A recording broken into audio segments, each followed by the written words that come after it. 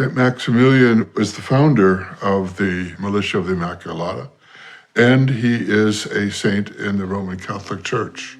Maybe it's not a bad time to explain a little incident that happened to him when he was a boy. Because his mother and father had to work as weavers, they had to leave home, and as the oldest child, he was put in charge of the household and given basically 2 jobs by his mother. One, watch the soup that it didn't burn, and secondly, to watch his little brother. So Mama comes home, and wouldn't you know that first of all, the soup was burned and his little brother was nowhere to be found. And the mother, as all mothers want to say, exclaimed to him, "Raymond, what is going to become of you?" He was a very sensitive boy, and this touched his heart deeply with sorrow. And he ran off to the local church before the statue of Our Lady, and he threw himself down on his knees, and he asked her a question: "What is to become of me?" Our Lady appeared to him and offered him 2 crowns. One, the white crown of purity, and the red crown of martyrdom.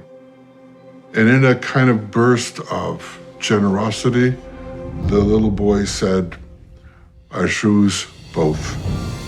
And that became, in a certain sense, the remote way that he would ultimately found the Militia of the Immaculata.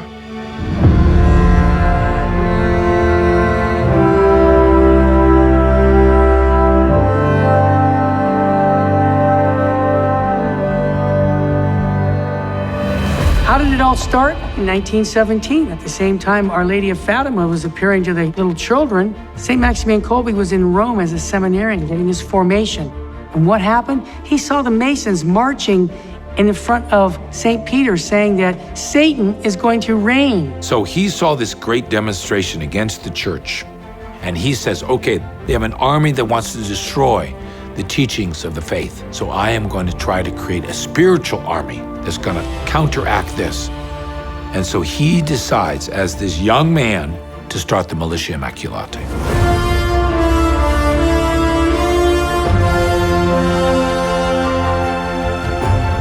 As the movement started with the MI, his example must have been extraordinary because he started to gather other young men to follow him, to trust in Mary, and making a consecration to Our Lady.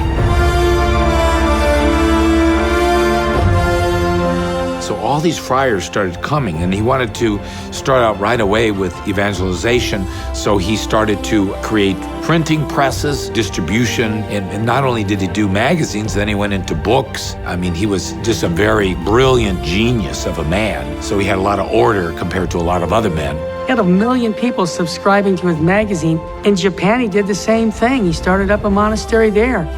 And if you think about it, with the Knights of the Immaculata, we just continued to do that work. In Brazil, they've got a TV station, they got radio going. We're carrying on that work of the Knights of the Immaculata, using the media.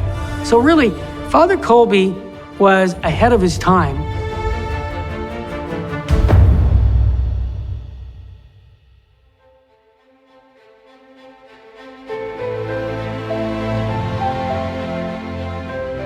The MI is a way to express that missionary discipleship by giving ourselves to Our Lady, to the Immaculata, and becoming her instruments in the conversion and sanctification of others.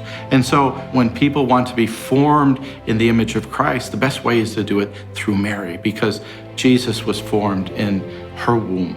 And so she forms us so that we can be those instruments for the evangelization of others. Maximilian wanted to establish the kingdom of the most sacred heart of Jesus through the MI. And so we who are consecrated to Our Lady can be allowed to be instruments in that. First, beginning with ourselves. That conversion and sanctification has to begin with ourselves. Then those around us. And then Maximilian says the entire world.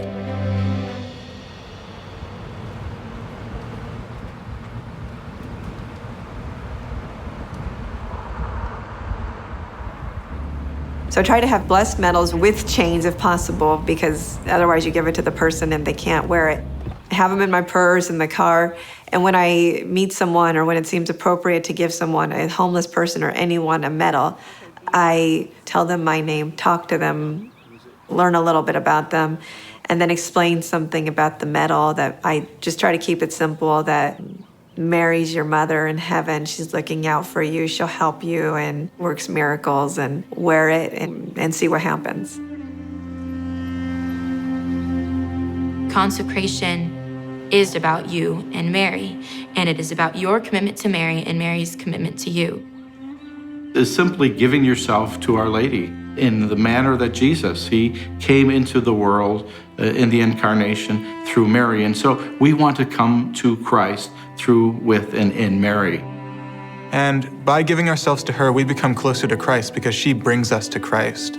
She forms Christ in our souls, and she brings us into deeper union with him. Consecration to Mary is surrender, which is kind of scary for people, but I personally find so much peace in consecration and in just surrendering myself to Mary and God.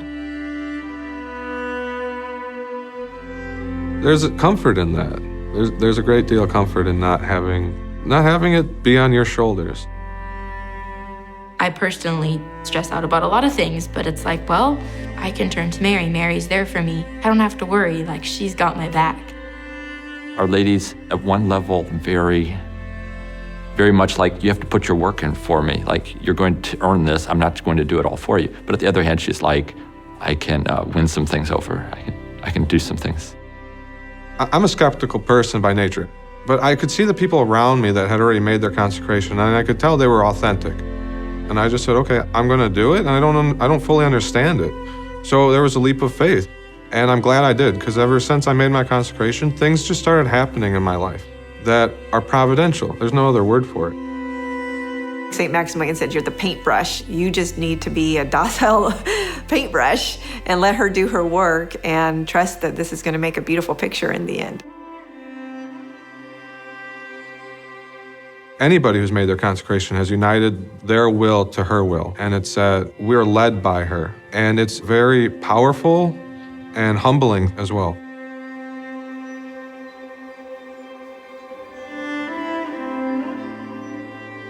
When we're baptized into the church, we're baptized into Christ. Christ becomes our brother. But through consecration, we acknowledge Mary as our mother. We give ourselves to her totally, as Saint Maximilian would say, so that we can give ourselves totally to Christ.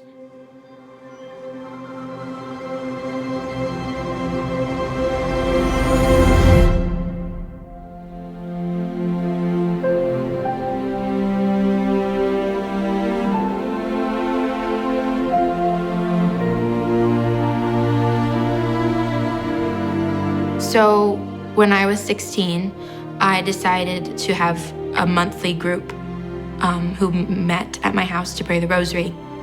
I knew what Mama Mary had done in my life and how she was such a strong supporter. And so I thought that other teens would like to experience her as a mother as well. I felt that pursuing Mary would aid in pursuing Christ. And that's why my friends, my peers keep coming back, because they know that the rosary is powerful and they know that it will ultimately bring us closer to Christ. Mothers are so powerful. Everyone has a mother, and hopefully everybody has a good mother. There's nothing that can replace a mother, nothing that can, in any manner, shape, or form, create that climate of happiness and security that a mother is.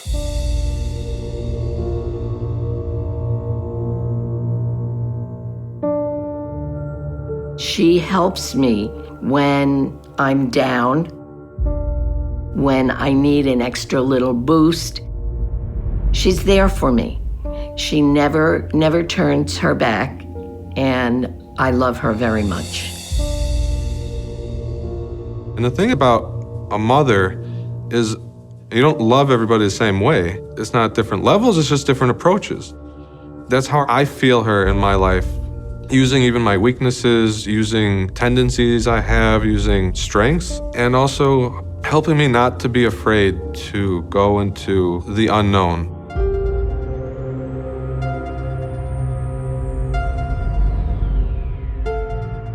There was a second vocation for Mary.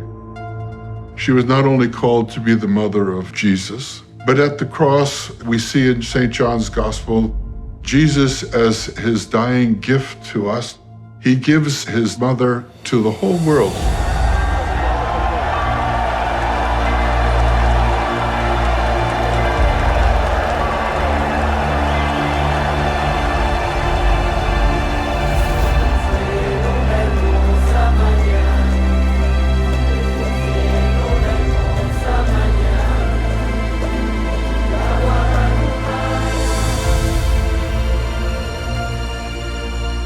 One of the ways in which she mothers us is she helps us grow closer to the Lord, to Christ. And she also helps us become more like Christ. So through Mary, Christ is almost like, you might almost say, reborn in our souls, in us.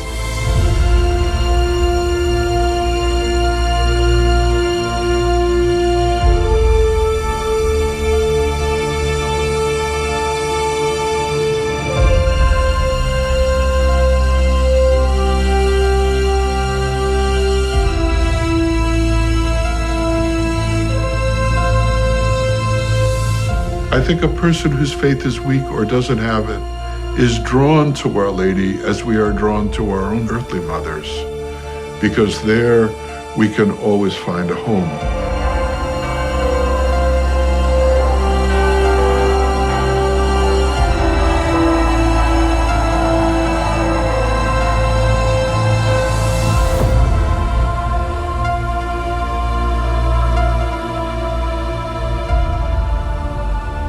And that is exactly what she means to me, that I have this heavenly mother who keeps me in touch with her son.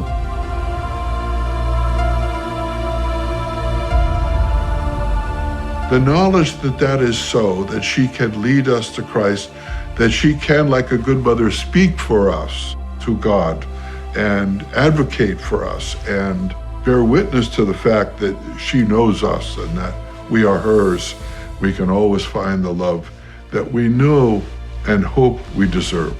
And so Mary leads us, as only a mother can, into a more spiritual, deepened relationship. And she uses us because her mission didn't end upon her assumption into heaven. It continues within the church through us, through her children.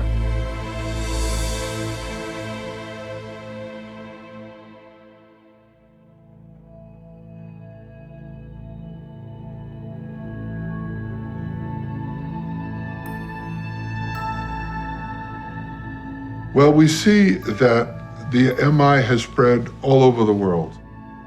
And what is it doing? Well, its primary mission, basically, is to introduce to people the reality of total consecration to Our Lady, place ourselves in her hands, and promote the gospel and the faith in our Lord Jesus Christ. Saint Maximilian Kolbe really gave us an example of how to operate the Knights of the Immaculata. He didn't want you to be an exclusive group. He wanted to work with other organizations, and that was something that I embraced big time with the promotion of Catholic radio and media. It can be an individual thing that's done by everyone all over the church. And it makes sense because all you're doing is showing your respect and dedication to Our Lady to let her son be known. The importance of belonging to the MI and not just going off on your own and doing whatever. There's power in the unity of prayer. And the sort of mission or purpose of the group is to bring people to Jesus and into intimacy with Jesus through Mary. Maximilian envisioned the members of the Immaculata to be anywhere, inserted in every field of action.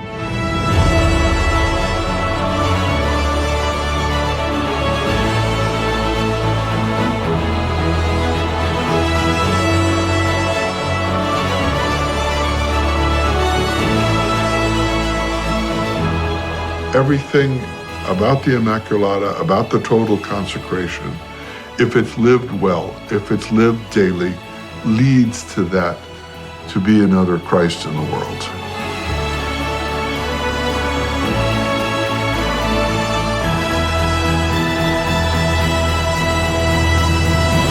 So we want to win the world for the Immaculata, to win the world for Christ.